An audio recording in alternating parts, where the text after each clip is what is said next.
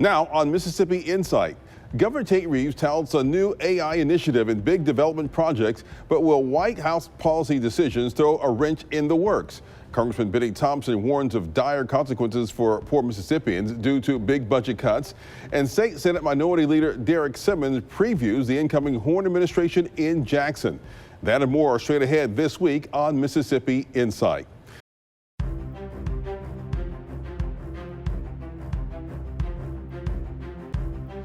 I'm Byron Brown. Thank you for joining us for this June 15th edition of Insight.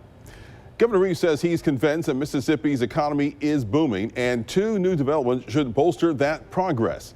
Thursday, the governor joined officials from Amazon Web Services and Accelerate MS. They introduced a new partnership to foster artificial intelligence, machine learning, and related technical capacities across the state's institutes of higher learning. It's designed to support the expansion of Amazon Web Services and their huge data center in Madison County. 12 News' Cameron Smith was at the announcement, and he asked Mr. Reeves whether congressional moves to restrict local and state regulations on AI meet his approval. You know, I was asked that question the other day on a national show, and what I would say is, generally speaking, I'm not a big fan of the federal government telling states what they can and cannot do. However, I do understand the desire, specifically from the industry, to have consistency in terms of a regulatory environment. There are some states that I think would put a regulatory environment in place that would make it virtually impossible to innovate, and I certainly don't think that that makes any sense at all. And so it's a complicated issue, and one that certainly the Congress is working through. There's specific language in the One Big Beautiful Bill that addresses that. When it came out of the House, there are conversations. I was with a group of governors yesterday. We're having conversations around that. And so we're going to continue to work towards it and kind of see what it looks like. Certainly the industry has said that consistency matters, and not only the consistency but the certainty. And I think that there's certainly an argument to be made there.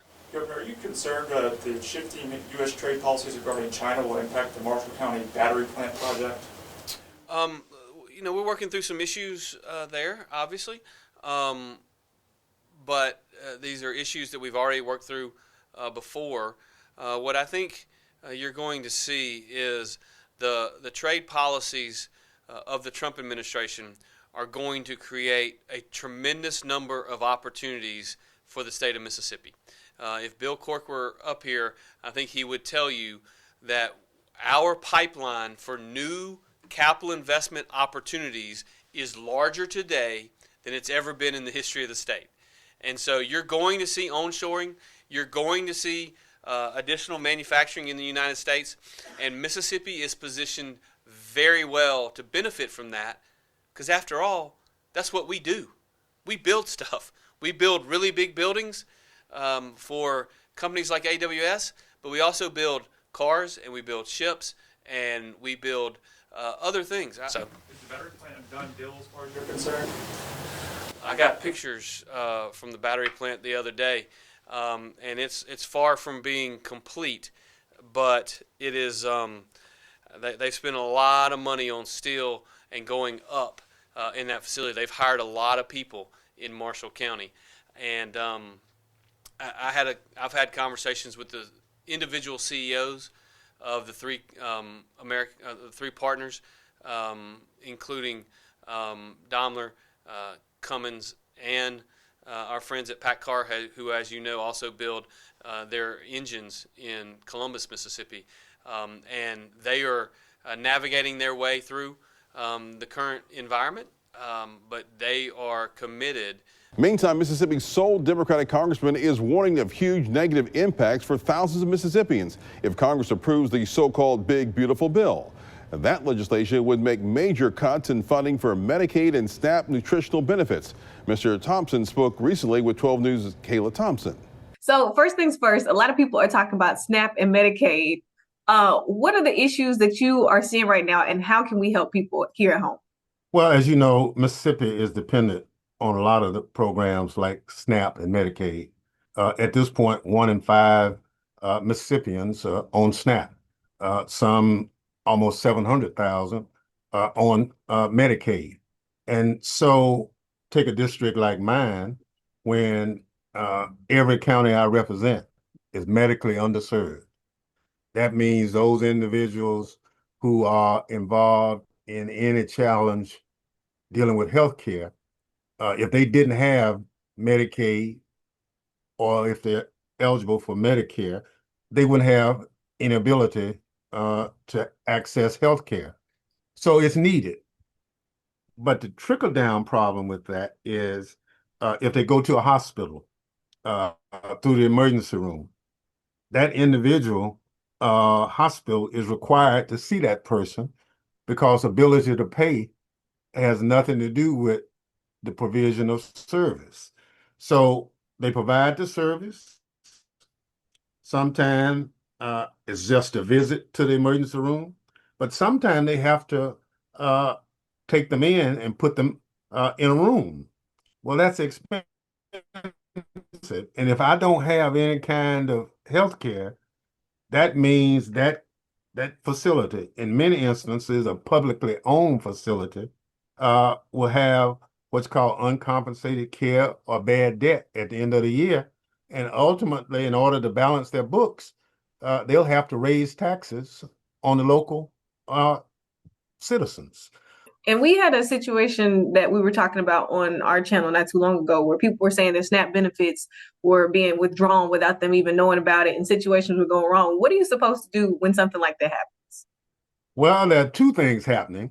As you know, with the SNAP program, you have your EBT card, and that's technology. Well, we found in a lot of places around this country where hackers had accessed individuals' EBT card, and they didn't know it, obviously, until they went to purchase food and was told there's nothing on your card. Well, unfortunately, when that happens right now, that replacement can't go back. So you just lost. So that's the cyber hacking that's occurring with SNAP. The other problem is with the proposed cuts. That means that families who have benefited because they qualify for SNAP will no longer have that benefit. That means children will go hungry. That means the potential for free and reduced meals when they go to school would be reduced. That means summer feeding programs for children. And we've documented all over this country that when children are well nourished, they do better. When children are hungry, it's impossible for them to be the best student. They act out, they don't learn. So it's been a plus for this whole country to have programs that feed families and especially children. And so what we're faced with now with the proposed tax program is a reduction in those programs, which again, Mississippi vitally needs. For every dollar we send to Washington, we get almost $3 back. So we are a needy state, and we're getting better, but unfortunately, we're not where we need to be. And so we have to help those individuals, because on the other end of the spectrum, we help farmers who are growing food with the various subsidy programs. We help bankers loan the farmers money by guaranteeing the loans with federal programs. We have insurance, crop insurance for the farmers, which is a federal program, so that if in fact you're fortunate to get a loan that's guaranteed by the bank, and God forbid, if the crop goes bad, there's a federal program that can pay you for your loss. So we help everybody, not just the poor. And that's why it's important in this day and time for us not to pick on the least of these to bear the burden of any potential cuts in the budget. After the break, Senator Derrick Simmons and the path forward for the city of Jackson. We'll be right back.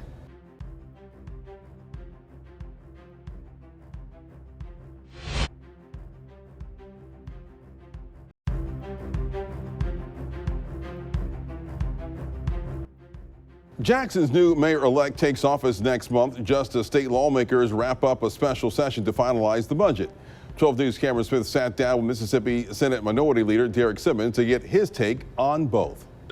What was your relationship like just to work with Senator Horhn, and take us a little bit inside the Senate chamber, and what was that relationship like with lawmakers on both sides of the aisle?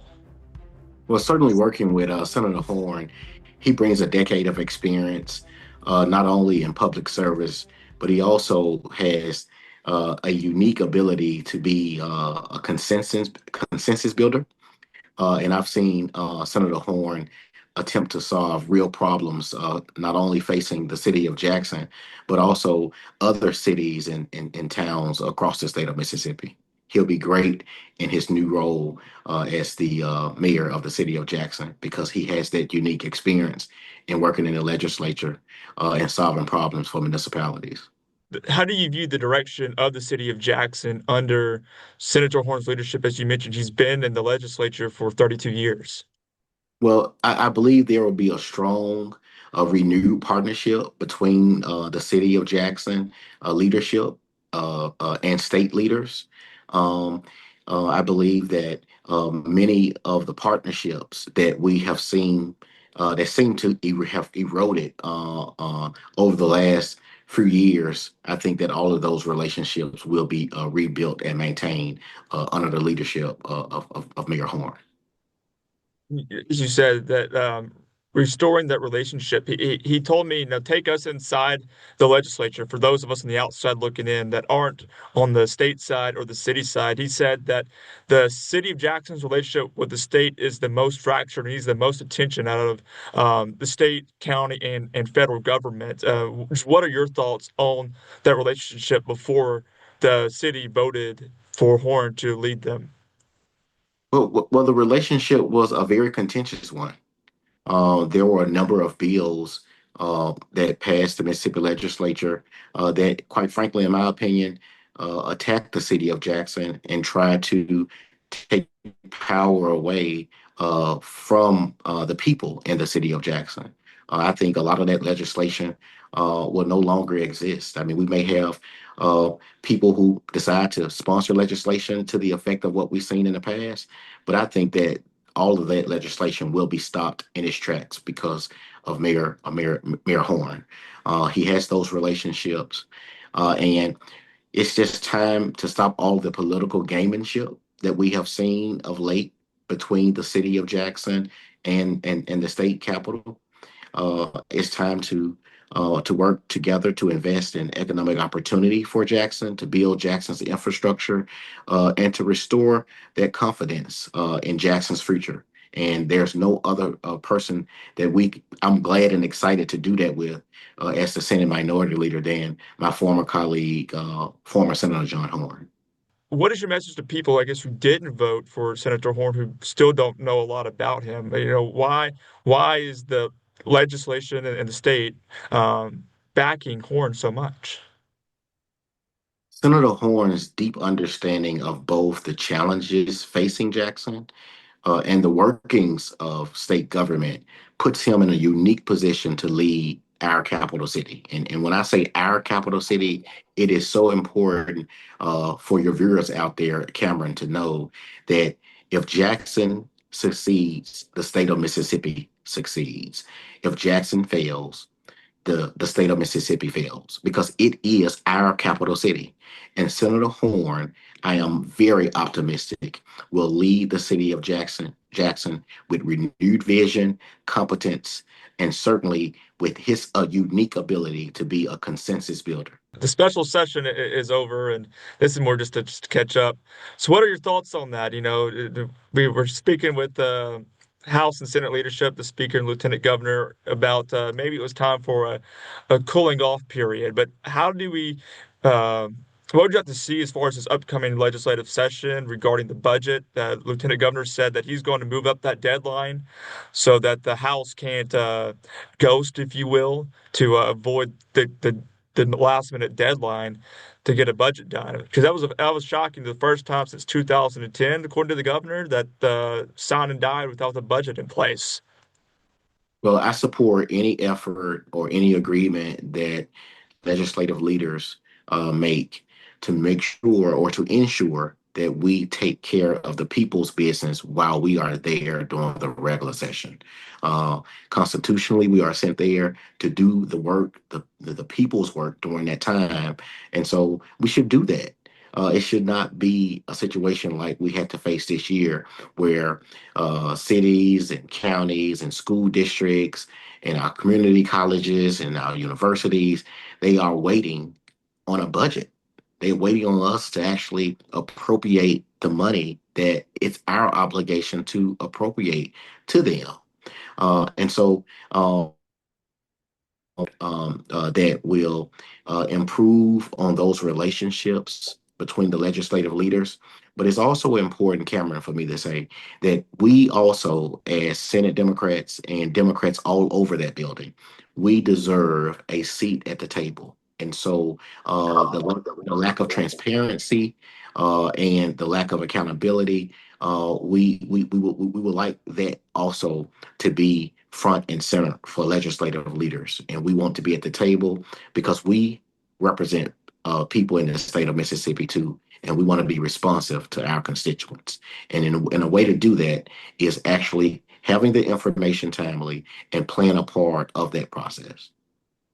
We'll return with Reena Evers and a special celebration for a Mississippi civil rights legend. You're watching Mississippi Insight only on 12 News.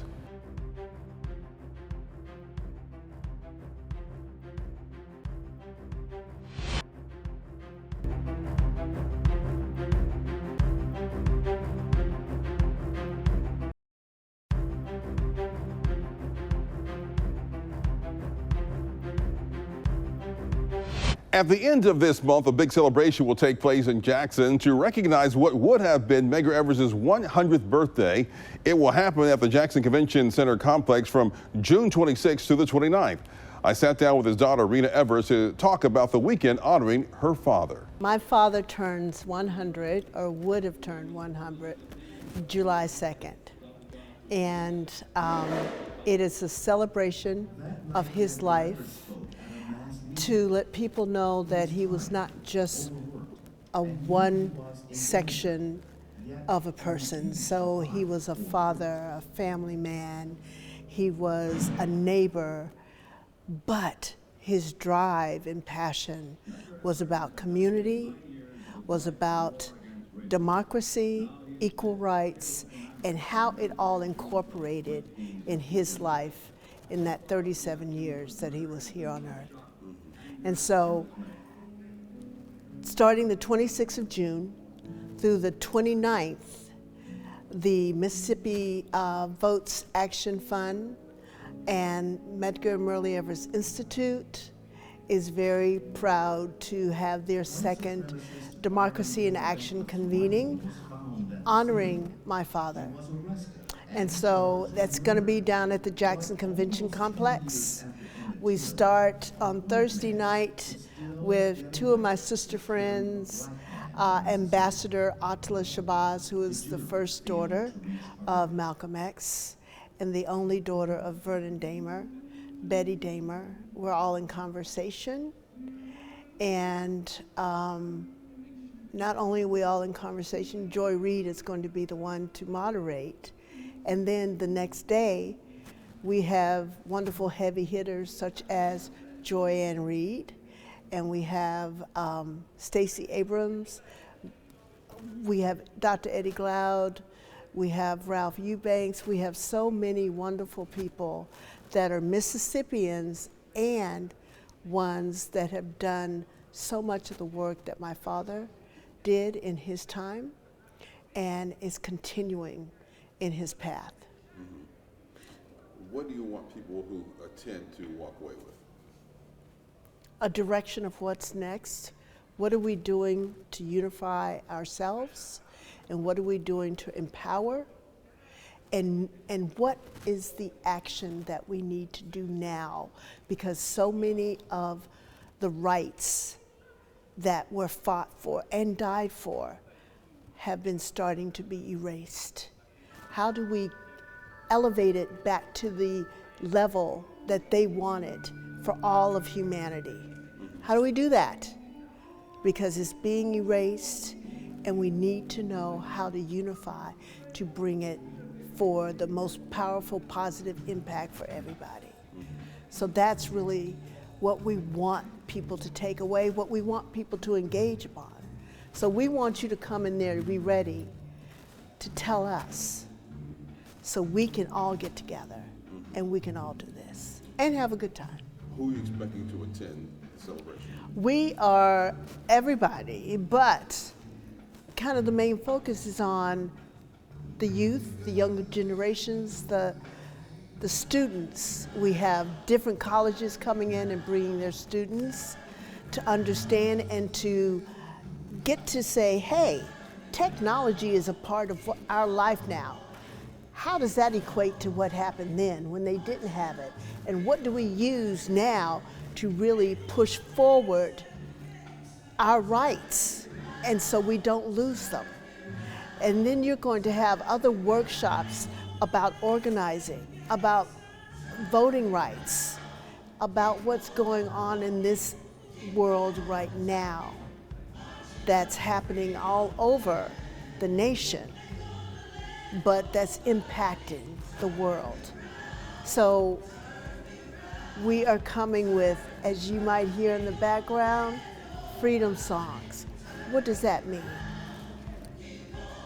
Don't turn me around, all right?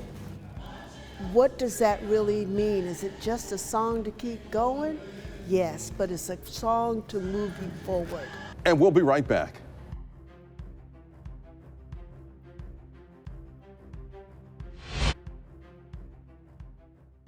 If you have comments or questions about today's show or a suggestion for an interview or segment, just drop us a line. Email our producers. The address is news@WJTV.com. We'll be back next weekend with more of the political and current affairs coverage that you demand. I'm Byron Brown from all of us here at 12 News. Make it a great weekend.